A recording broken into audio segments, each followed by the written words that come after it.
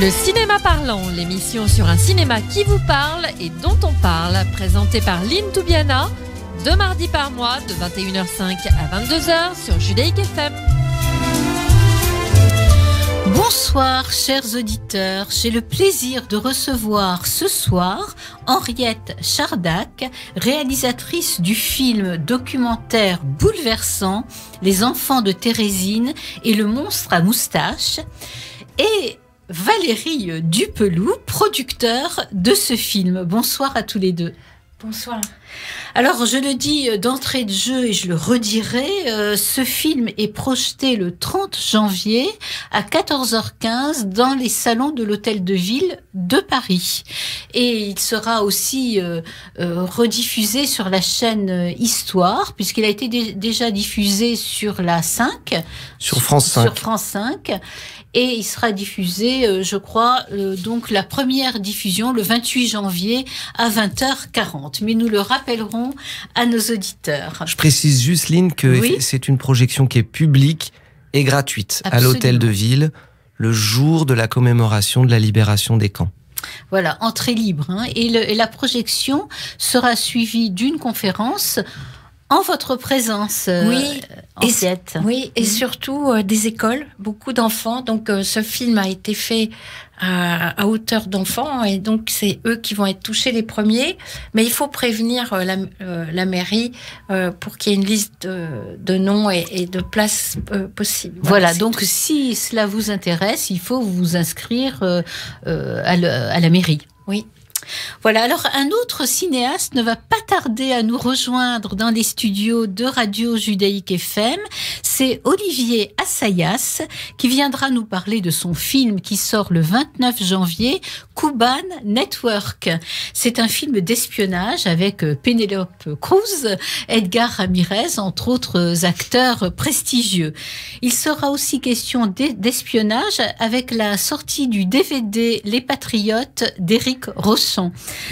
Donc là, avec Yvon Attal, et il ne s'agit plus d'espionnage cubain, mais évidemment israélien.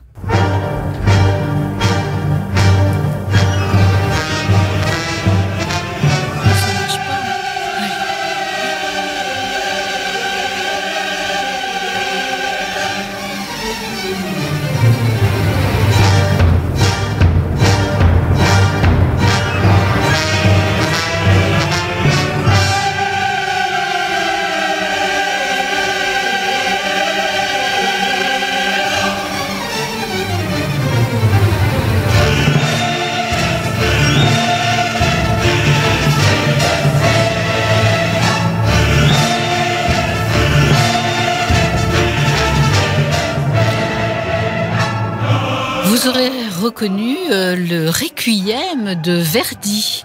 Alors, le Requiem de Verdi qu'on entend dans votre documentaire, Henriette Chardac, puisque c'était le concert que donnaient les détenus du camp de Thérésine. Alors, c'est bouleversant. Pourquoi ? Parce que mon héroïne est là, qui nous a parlé à New York. C'était son oncle qui dirigeait l'orchestre. Et Adolphe Eichmann adorait la musique de Verdi. Il venait donc l'écouter. Le chœur était sans orchestre. Il y avait 1 ou 2 pianos, c'est tout. Et puis, il trouvait que le chœur était magnifique. Et avec une ironie morbide, il trouvait que c'était génial que des Juifs chantent leur propre mort. Et à chaque fois, il disait, bon, ben voilà, maintenant, j'envoie ces Juifs à Auschwitz. Monsieur le chef d'orchestre, veuillez renouveler le chœur quand je reviendrai. Effectivement, c'est assez sordide.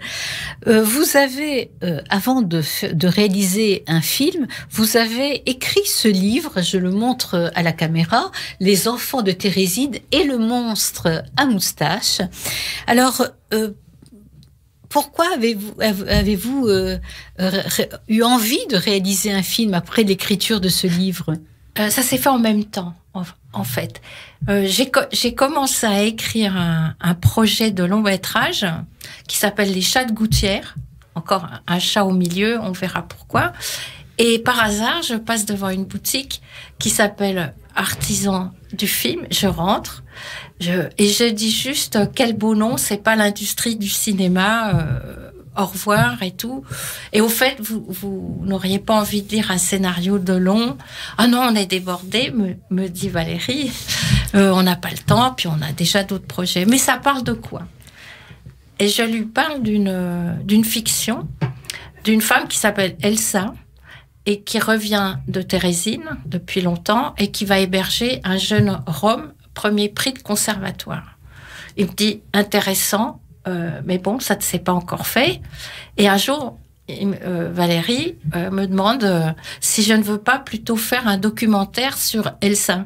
Or, c'est un personnage totalement fictif, de fiction. Si je puis me permettre, en fait, un jour, en développant ce film, on a découvert un livre biographique sur Ella Weisberger, qui est devenue donc l'héroïne du documentaire. Et c'était trait pour trait exactement l'histoire, les noms, les enchaînements qu'Henriette avait imaginés dans un scénario. On a donc commencé par lui dire, Henriette, vous nous mentez. Vous avez récupéré une histoire réelle et vous nous dites que c'est une fiction. Vous êtes une voleuse. Donc, petit clash, etc. Et par d'autres concours de circonstances incroyables, Henriette a réussi à avoir Ella au téléphone et s'est rendu compte que finalement, l'histoire qu'elle avait imaginée avait véritablement existé. Et c'est ce qui fait qu'au lieu de partir sur un long métrage de fiction, Henriette a réalisé ce documentaire. Ella ayant été aussi bouleversée par cet échange avec Henriette, elle lui a dit « Je n'ai encore jamais témoigné de ma vie, toutes ces années que j'ai passées dans le camp, donc où elle a entre 11 et 15 ans, et elle a dit, pour vous, Henriette, je vais le faire. Ce qui est assez terrible, c'est qu'elle décède seulement quelques mois après notre tournage. Comme si aussi, elle avait senti qu'il fallait qu'elle parle et qu'elle l'explique et qu'elle témoigne, parce que c'était peut-être son dernier moment. Donc, ça a été extraordinaire comme histoire. C'est tout à fait extraordinaire, oui. Alors, elle a chanté le rôle du chat dans l'opéra pour enfants Brundibar, un opéra qui caricaturait ouvertement le Führer. Alors, votre film est constitué du témoignage de Ella, mais aussi de beaucoup de documents d'archives, des dessins, des poèmes. On va écouter peut-être la bande-annonce de ce film.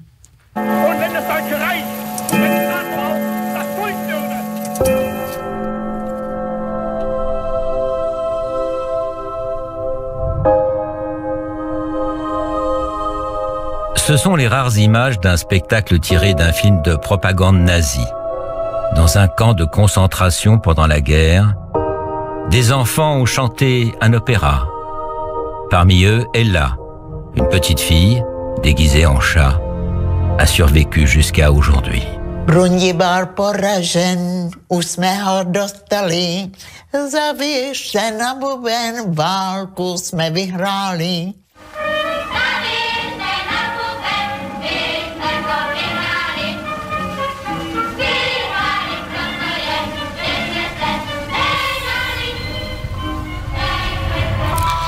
C'est très émouvant d'entendre ces voix d'enfants qui sont issus de cet enfer, de cette antichambre d'Auschwitz, puisque c'était bien cela, le camp de Térésine. C'était un endroit où on triait les gens, mais c'était aussi une manière d'attirer des artistes pour les officiers nazis qui pouvaient se régaler de jazz, qui était interdit à Berlin. Et ensuite, sans vergogne, on envoyait tous ces gens à la mort. Ce qui est extraordinaire, c'est que lorsque nous étions à New York pour enregistrer Ella, elle n'avait pas entendu la musique. Elle l'a chantée 55 fois, plus les répétitions, plus également à Prague. Et vous voyez qu'elle est non seulement dans la tonalité, mais que ça s'enchaîne parfaitement. Tout à fait, oui. Alors, elle raconte, les conditions de vie mais terribles de ce camp de transit, l'alimentation. C'est-à-dire que là, c'est du luxe. C'est la propagande, d'ailleurs, en fait un camp style Walt Disney, un 5 étoiles. Or, Ella nous raconte qu'elle avait un peu d'eau noirâtre le matin, une soupe de lentilles, l'eau teintée à midi et une pomme de terre bouillie pour le soir. Il y avait une grande mortalité. Lorsque la Croix-Rouge est venue à Térésine, on les a un peu suralimentés. Il faut savoir que Térésine est le seul camp de civils qui a été visité par la Croix-Rouge grâce au roi Charles X. C'est-à-dire que le Danemark considérait ces Juifs, entre guillemets, comme des citoyens, comme les autres. Ils s'en fichaient pas mal de leur religion. Et au bout de 23 mois, ils ont quand même réussi à ce que la Croix-Rouge puisse venir voir l'état de ces civils. Et il y aurait un super documentaire à faire sur le fait que, malgré les rares rafles qui ont eu lieu au Danemark, il n'y a pas eu un seul Danois juif à Auschwitz. Comme quoi, quand on veut, on peut. Et quand on demandait à la Croix-Rouge de faire son travail, on pouvait y arriver. Alors, votre documentaire montre très bien le film de propagande des nazis, qui montre que cette visite de la Croix-Rouge était totalement scénarisée, que c'était une véritable mascarade. C'est terrible parce que ceux qui en ont été les acteurs le savaient, et ceux qui ont joué dans ce film le rôle de désagréable accueillis, enfin ils étaient soi-disant contents, ils ont été envoyés au maximum une semaine après à la mort. Et Ella est une rescapée, une survivante, elle n'est pas partie à Auschwitz. Et puis celui qui jouait Hitler a fini entre les mains du docteur, soi-disant docteur Mengele, parce qu'il était petit. Il y a eu donc des expériences sur lui. Sur les 15 000 enfants juifs de la République tchèque et d'Allemagne et du Danemark, il y a eu une centaine d'enfants rescapés. Donc on peut imaginer, en pensant que ce camp était relativement meilleur, au niveau de la mortalité, elle était moindre, mais vous imaginez qu'il y avait le typhus, il y avait des maladies pulmonaires. Alors on peut s'imaginer ce qu'était Auschwitz. Oui, et les enfants aussi qui étaient en quelque sorte un peu restaurés par le sang de leur mère. Oui, c'est ce qu'elle nous a raconté, et là, c'était impressionnant parce que ces souvenirs nous ont servi, à toute l'équipe, parce que je voudrais remercier aussi toute l'équipe de production et technique. Quand nous y étions, quand elle a dit que Adolf Eichmann est venu souvent, on a vérifié, j'ai tout vérifié, tout ce qu'elle a dit comme témoin oculaire était juste. Et donc, elle nous a dit qu'effectivement, les enfants qui avaient la chance d'avoir une maman qui était anémiée et parfois proche de la mort, on prenait du sang de leur mère pour leur donner. Alors, ce camp de Térésine, c'était une véritable forteresse. Il était absolument impossible de s'échapper. Et le seul échappatoire pour ces enfants, c'était l'imaginaire. C'était la création. Alors, ce qu'il y a de très intéressant, si vous allez à Térésine, ce n'est pas touristique, c'est quelque chose de fantomatique. Nous y étions avec Chloé Gilbert, qui nous a suivi, une autre productrice, plus une équipe. On avait l'impression d'être dans un film de fiction, car on sentait les fantômes de ces gens.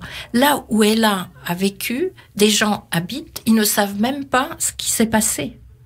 Et cette forteresse, d'après certains Tchèques historiens, était l'image de la lâcheté, c'est-à-dire qu'ils se disaient, ces historiens que nous avons croisés, oui, ils auraient pu s'enfuir, mais ils ont essayé et ils ont été fusillés. Alors, la télévision tchèque nous a remerciés d'avoir fait ce film parce qu'on leur a apporté une tranche d'histoire. Le film va passer à la télévision tchèque. Il a été déjà montré à Prague. Et je remercie encore toutes ces énergies qui ont contribué à faire connaître ce film. Alors justement, Valérie Dupelou, vous faites partie de ces énergies dont parle Henriette. Est-ce que vous vous êtes rendue aussi sur place ? Oui, moi j'ai eu la chance d'accompagner Henriette à New York, interviewer Ella. peux vous dire que je suis pas prêt de l'oublier. On a rencontré d'autres rescapés. Oui.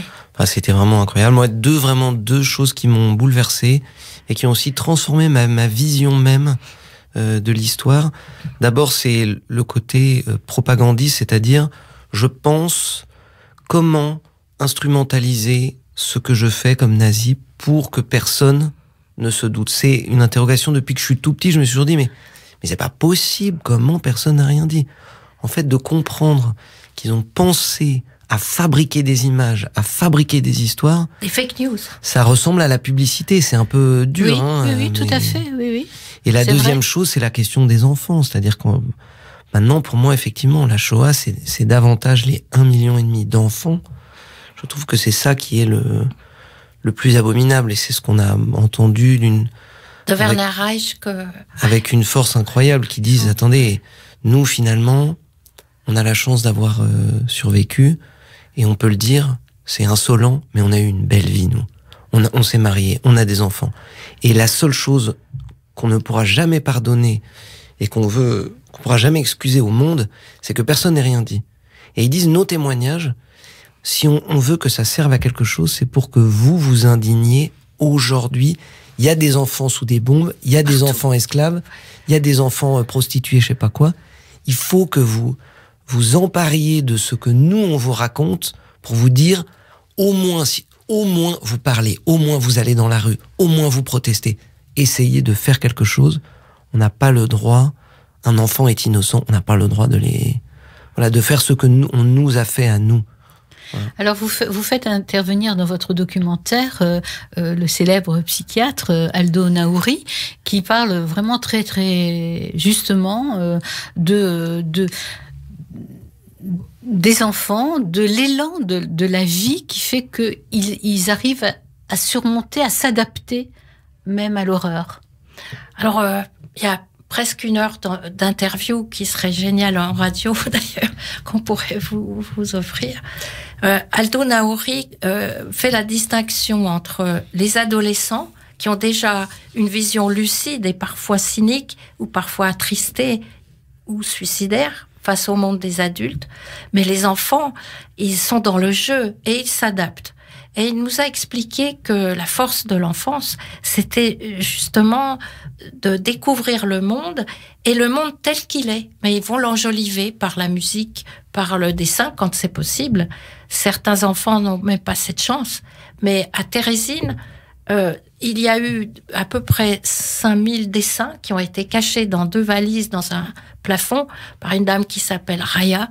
Et ces valises ont été retrouvées après la guerre. Et il y a des poèmes qui sont d'une force incroyable, qui sont une claque justement au déni. C'est-à-dire que ces enfants se sont insurgés sans connaître les mots, ni les termes, ni les valeurs, mais ils se sont insurgés, soit en critiquant, soit en ironisant, soit en dessinant un papillon, un monde qu'ils espéraient venir. Et ce que nous dit Ella, c'est que ce qui liait tous ces enfants, c'est justement Brundibar. Parce que la chanson de la victoire, c'est « Si nous chantons tous ensemble, on va couvrir la voix horrible de Brundibar, le dictateur, et qui est Hitler. Oui, qui est Hitler, et c'est nous qui allons gagner. Nous, les enfants unis, juifs, pas juifs, c'est le pays des enfants. » Voilà, et donc avec ce pouvoir de résilience, résister, rêver, chanter, tout cela. Et ce film, vous en avez parlé tout à fait au début de cet entretien, c'est un film qui a été réalisé donc grâce à ce témoignage d'Ella à hauteur d'enfant, parce que elle parle de son expérience d'enfant, puisqu'elle a vécu de 11 ans à 15 ans dans ce camp de Térésine. D'ailleurs, je lui ai demandé, au début de l'interview, on a reposé souvent les mêmes questions pour creuser cette forteresse qu'appelle Aldo Naouri, parce qu'il y a des douleurs dont elle n'a pas voulu nous parler, mais je lui ai demandé de nous parler comme si elle revenait à cet âge-là. Et elle nous a parlé, par exemple, de Hans Krassak, qui est le compositeur, qui avait écrit cet opéra pour des enfants orphelins. C'est déjà une thérapie par l'art qui a été commune à beaucoup d'adultes que j'admire parce qu'ils se savaient perdus, ils allaient mourir, ils allaient partir à Auschwitz, et ils ont voulu offrir à ces enfants un laps de temps de liberté. Alors c'est un documentaire effectivement vraiment bouleversant, très très émouvant, utile, et je crois que merci aussi à Valérie Dupeloux de produire ce film, moi, je me laisse ce genre porter, de film. Ouais. Alors, Non, vous avez eu du flair. Alors, c'est pas la première fois que vous venez dans les studios de Radio Judaïque FM, Valérie, puisque vous êtes venue pour un autre film qui s'intitule La Belle Époque. Alors, L'époque. Alors, vous pouvez nous parler de ce film, L'époque? Bien sûr, c'est brièvement. Oui, en quelques mots, mais c'est vrai que c'est une bonne nouvelle. Vous aviez été une des premières à me recevoir. Alors, je suis très touché de pouvoir l'annoncer ici que très récemment, il y a eu les prix du syndicat français de la critique de cinéma, et ils ont attribué à L'époque, donc un documentaire de Mathieu Barrère, le prix du meilleur premier film français de l'année.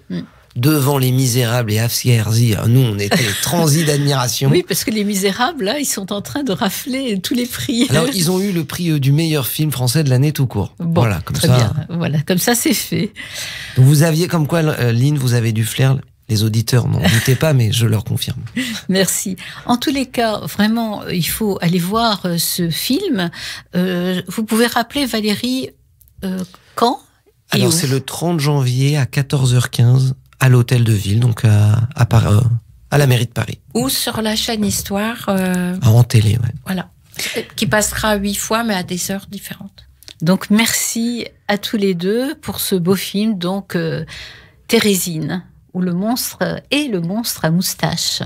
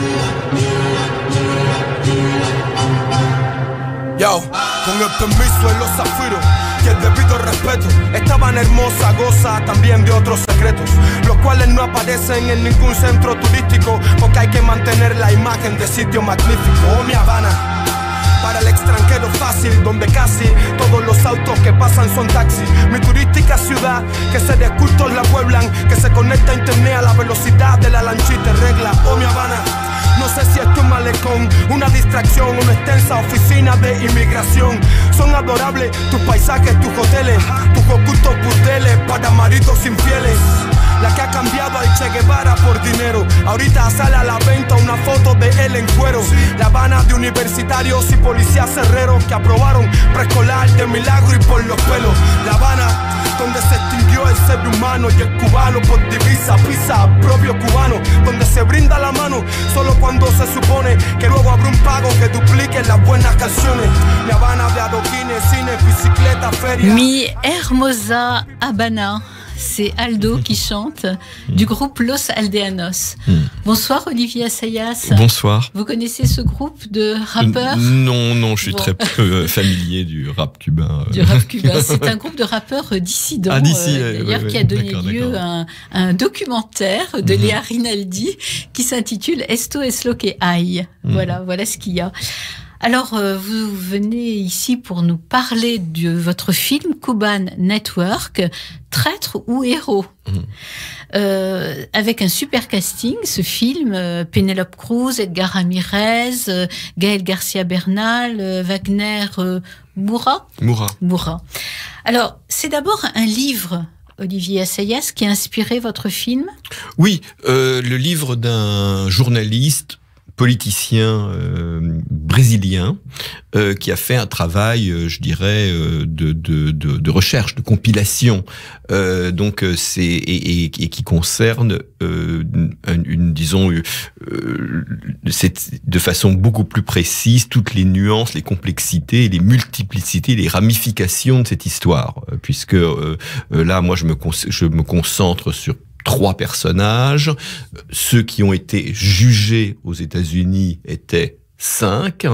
Et en réalité, le réseau complet d'espions cubains installés à Miami relevait plutôt d'une douzaine plus, donc qui chacun ont leur histoire, et dont Fernando Moraes raconte le destin spécifique, les anecdotes, etc. Donc, ce que je veux dire, c'est que je suis parti d'un livre qui, pour moi, était une matière brute, dans lequel il y avait pas vraiment un récit, il y avait pas vraiment de focalisation sur l'un ou l'autre des personnages, et donc je m'en suis servi un peu comme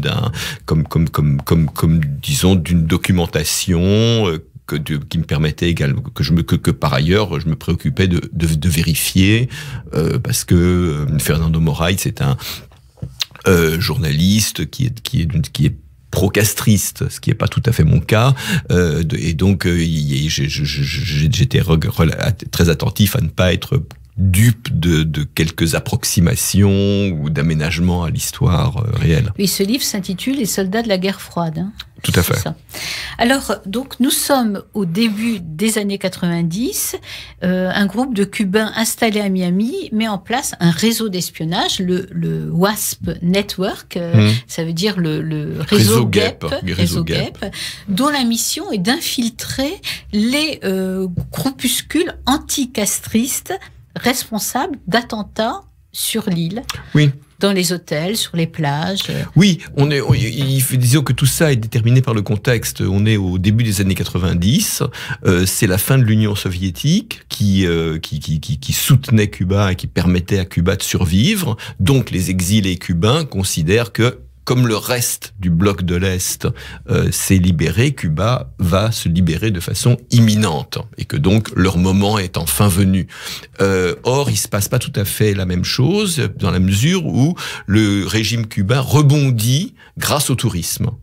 Et donc, c'est à ce moment-là, les organisations à la fois officielles et non officielles de la résistance cubaine anticastriste se disent il faut démolir la réputation de Cuba pour empêcher le tourisme, et si le tourisme est empêché, l'économie s'effondrera et Cuba nous reviendra. Donc c'est un moment historique très spécifique où il y a des campagnes d'attentats qui sont en effet organisées par des opposants castristes installés à Miami, et que évidemment les Cubains essayent d'arrêter, d'empêcher, en particulier en utilisant des agents secrets infiltrés dans ces organisations. Alors on va écouter la bande-annonce de votre film en version française.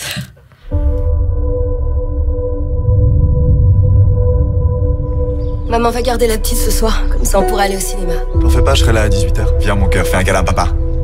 Eh, attention à sa tresse. Vous êtes épouse de René González? Nous sommes du ministère de l'Intérieur. Il a trahi la nation. Il a volé un avion. Il est passé sous nos radars et a atterri sur une base militaire à Miami.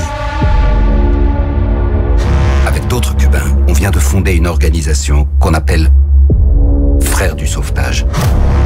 On doit engager des pilotes de ta pointure. Il est important que vous sachiez la vérité. Les organisations anticastristes de Miami veulent que le monde pense que Cuba est un pays dangereux. Le seul et unique moyen d'arrêter ces gens, c'est en infiltrant les organisations terroristes en Floride. On a déjà des hommes sur place. Un réseau efficace d'espions cubains à Miami. Et avec ces gens, on ne sait pas très bien où finit la lutte pour un Cuba libre et où commence le trafic de drogue. Comprenez bien que votre sécurité, celle de votre époux, Celle de votre fille, celle de tous, dépend de vous-même. Vous vous exposez à un grave danger.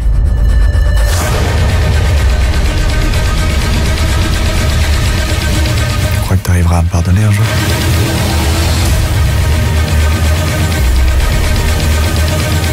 Le moment de vérité est enfin arrivé.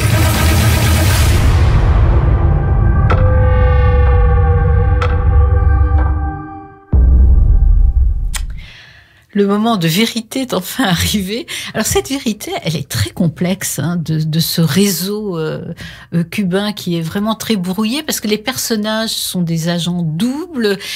C'est très complexe. Non, ce ne sont pas des agents doubles, ce sont des agents secrets. C'est-à-dire qu'ils ne travaillent pas pour deux réseaux.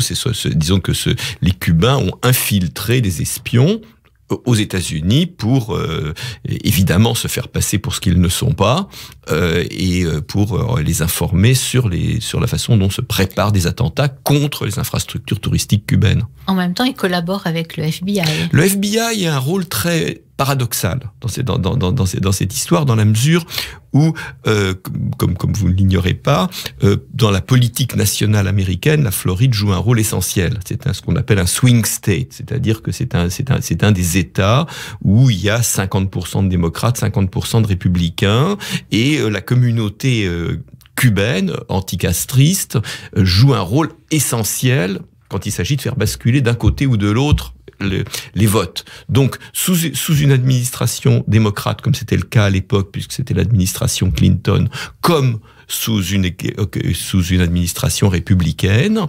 l'État américain doit faire très attention à comment il se comporte vis-à-vis des opposants cubains, parce que si jamais il se comporte d'une manière qui leur déplaît, il y a le risque qu'aux prochaines élections, ils perdent la Floride.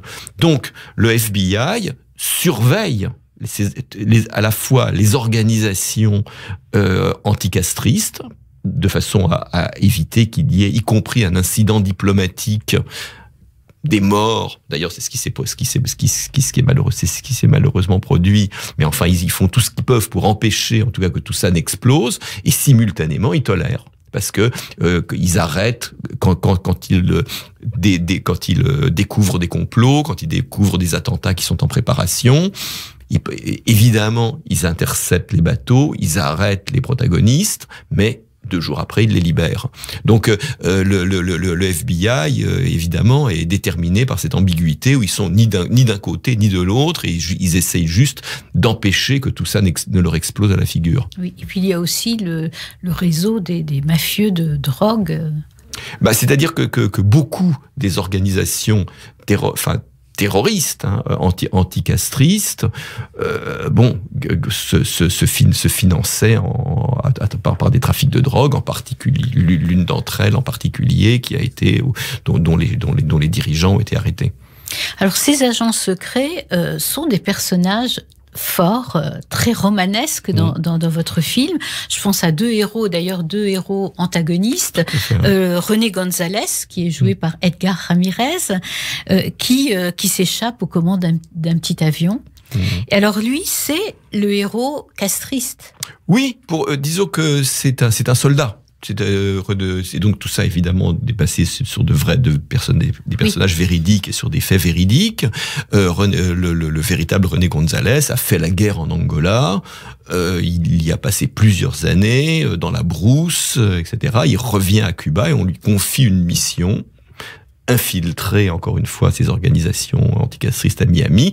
Il l'exécute comme un soldat qui doit obéir. Mais simplement, évidemment, ça a des conséquences dramatiques, terribles quant à sa famille. Il a une femme, il a un enfant, il les laisse, non seulement il les abandonne, mais il les abandonne en proie à l'opprobre d'être la fille, la femme d'un traître.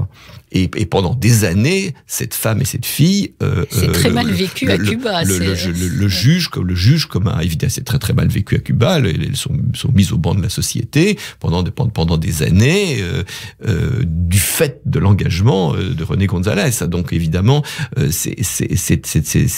y a quelque chose de cruel, et c'est certainement ce qui m'a intéressé dans le récit. Pour moi, évidemment, j'ai pris cette histoire-là du point de vue humain, du point de vue des personnages, et si au fond, je parle volontiers de l'espionnage, disons de la situation politique de Cuba et de la problématique de l'espionnage, mais en réalité, pour moi, le film raconte comment une famille se décompose, se défait, et finalement se recompose, se reconstruit autour du pardon, puisque progressivement, Olga, l'épouse de René, découvre que son mari, en fait, n'est pas un traître, mais quelqu'un qui, au contraire, est en mission.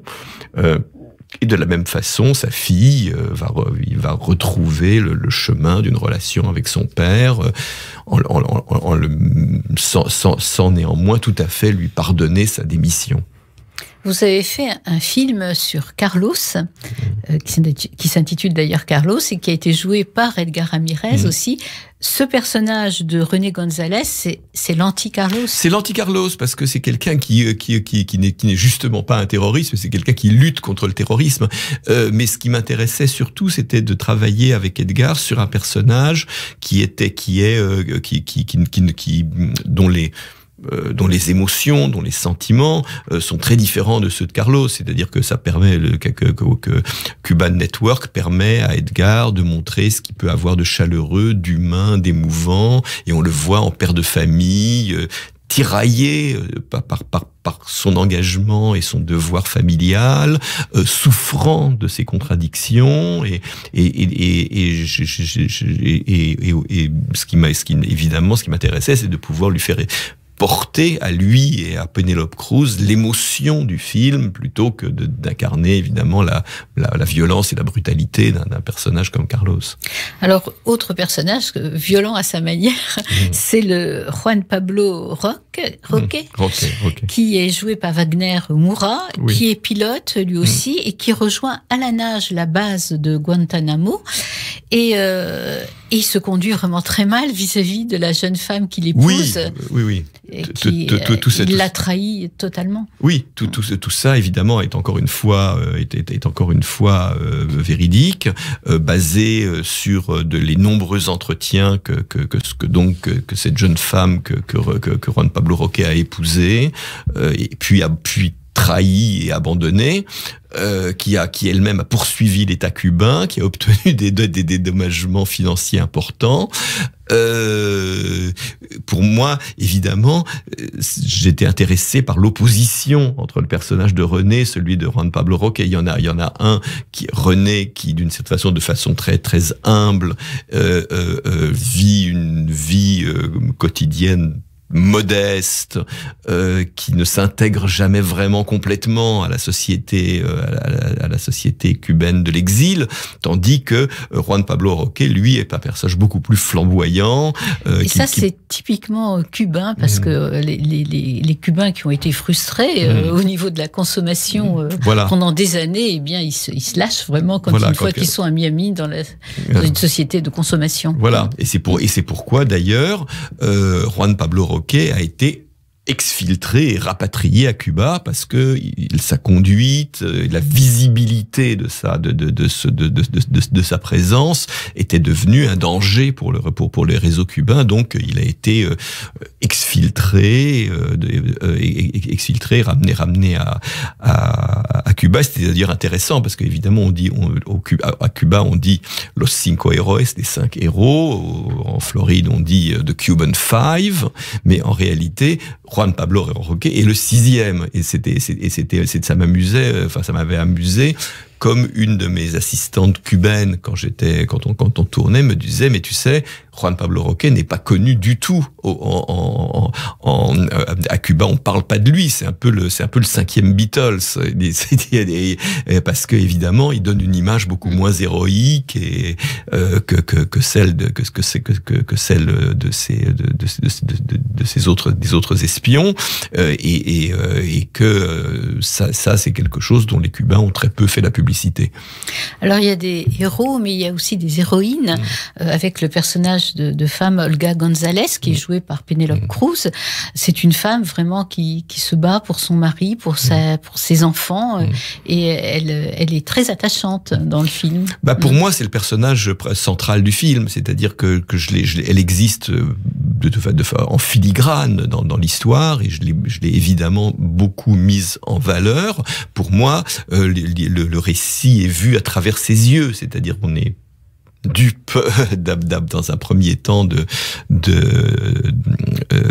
activités de son mari, comme elle l'est, puis progressivement, comme elle, on découvre que la réalité est plus complexe, et je crois que ce chemin qu'elle fait pour comprendre son mari, pour mettre sa famille avant sa carrière ou même ses convictions, et la manière dont finalement, elle en arrive à la réconciliation et au pardon. C'est évidemment pour moi l'essentiel du film, le cœur du film. Et je savais que pour ce rôle-là, j'avais besoin d'une grande actrice, parce que c'est un rôle qui est complexe et ambitieux. Et c'est pour ça que je suis très reconnaissant à Penélope Cruz d'avoir participé à ce projet. Autre grande actrice, c'est l'actrice cubaine qui s'appelle Ana de Armas, qui joue le rôle d'Anna Margarita, la femme de ce 5e Beatles, comme vous l'avez appelé. Et c'est vraiment, elle suscite beaucoup de compassion, puisque c'est vraiment la femme trahie, flouée. Absolument. Moi, j'ai eu une grande chance de rencontrer Ana de Armas, qui va être d'ici, à ce moment-là, parce que c'est quelqu'un qui d'ici 1 an va être une superstar. Elle est aujourd'hui, elle a le rôle principal dans À couteau tiré, qui est sorti récemment, et elle va être dans le prochain James Bond. Elle va jouer Marilyn Monroe dans l'adaptation de Blonde. Enfin, disons qu'on n'a pas fini d'entendre parler d'elle. C'est pour moi, il y avait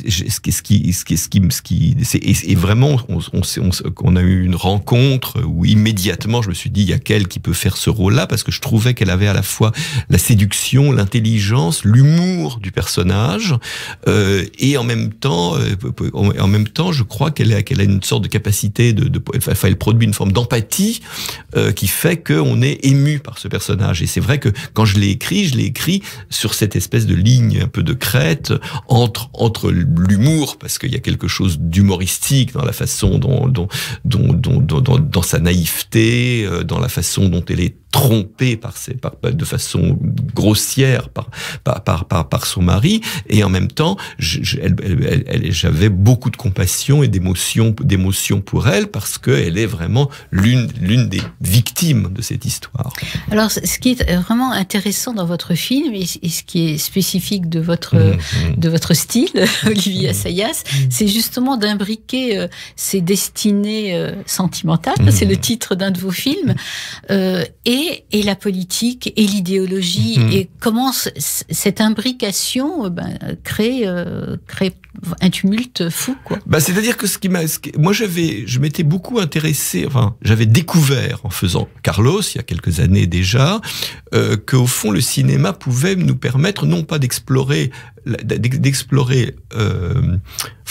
pratiquer la politique, mais d'explorer en termes historiques les événements de la politique. Donc d'une certaine façon, je ne considère ni Carlos ni Cuban Network comme des films politiques, je les considère comme des films où je fais un travail d'historien, modestement, je suis pas historien, mais où il y a une exigence de véracité dans la représentation des faits, et c'est vrai que cette circulation entre l'humanité de personnages, qui évidemment est donnée par la fiction, par l'écriture, j'écris des scènes d'émotion, où ces personnages vivent,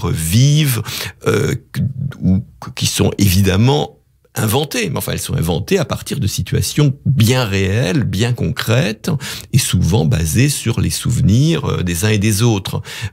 Et simultanément, je m'intéresse à la façon dont ces récits individuels, dont ces récits personnels, dont ces émotions peuvent s'articuler avec la grande histoire. C'est-à-dire comment, au fond, les convictions politiques de ces personnages font qu'ils sont ballottés, éventuellement détruits d'ailleurs, par quelque chose qui les dépasse, qui est l'histoire. Parce que même ces espions cubains qui s'engagent, qui mettent leur vie en jeu, leur famille en danger, etc. Au fond, est-ce que aujourd'hui, 20 ans après, est-ce qu'ils sont bien sûrs d'avoir eu raison? On ne sait pas. Les gens sont portés par leurs passions, que ce soit des passions amoureuses ou des passions politiques. Ils sont débordés, dépassés par elles, et souvent également victimes d'elles. Et c'est ça que j'ai essayé de raconter de façon similaire, je crois, dans Carlos et dans Cuban Network. Et d'ailleurs, vous l'avez montré aussi dans l'après-mai. Absolument, bien sûr. Voilà. Donc, votre film, c'est un film politique, historique, d'action, un thriller d'espionnage, mais aussi un film romanesque, sentimental. Et je conseille à nos auditeurs d'aller voir ce film d'Olivier Assayas, Cuban Network. Merci. Merci beaucoup à vous.